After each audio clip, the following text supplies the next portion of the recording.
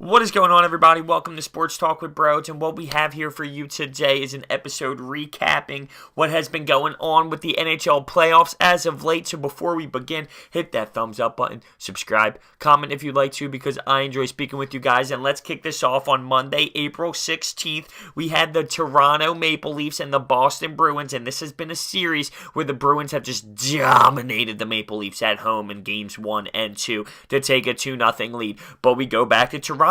And how is this team going to respond? Well, I will tell you. They win! The Maple Leafs find a way to crawl back into this series in Game 1. So now the series is 2-1 Boston, and they have an opportunity at home now to tie the series at 2. They win 4-2, and they have their veteran guys like Patrick Marleau score in the third period, which pretty much gives this Maple Leafs team a 2-goal lead, and that helps this team succeed. So that's great for this young team. They were getting destroyed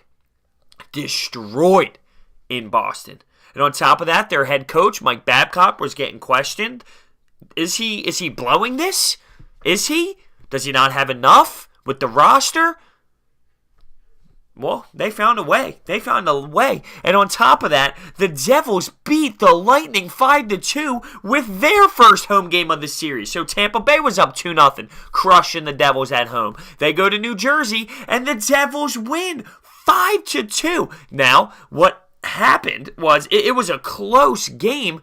Essentially, the whole game, it was close, 2-2. In the third period, and the Devils just took off, and they scored 3 goals in the third period, 4 goals in the third period, really. They were down 2-1 until they responded with their first goal of the third and scored 3 after. They were just dominating. This was after a Taylor Hall snipes the post crossbar, but it doesn't go in. It looked to even hit the back bar, I thought, but that didn't happen. So 5-2. Devils with a little demanding W. And how about this one? The Colorado Avalanche win their first game at home. They were down 2-0. They got destroyed in Nashville. Although that series was always competitive. The Colorado Avalanche never gave up in any game. And they go home and they end up scoring 3 goals in the first period. And that's a little bit hard to overcome for Nashville, but they still crawl their way back in because at one point Colorado was actually up 4-0. 4-0. And Nashville kept fighting. Now, the Colorado Avalanche saw the other side. They saw the side that Nashville was seeing. Some grindy team that just wouldn't go away. And they find a way to squeak through because of a hot start of 4-0 lead. And they win their first game. So all those teams potentially have a chance to tie up their respected series at home for their Game 4s. The Sharks just destroy the Anaheim Ducks. 8-1. And who knows what just happened with that Anaheim team. I mean, they're not even in this series. They're not. To get swept at home like that, and then the Sharks have a home opportunity, and they lose, and the Sharks win 8-1 at home. Anaheim can't do anything away from their home building. I mean, they look screwed right now. They look screwed. Moving on to Tuesday. The Columbus Blue Jackets have an opportunity at home to take a 3-0 series win, and they fall. They lose. The Washington Capitals, the struggling Washington Capitals, find a way to beat the Blue Jackets in double overtime.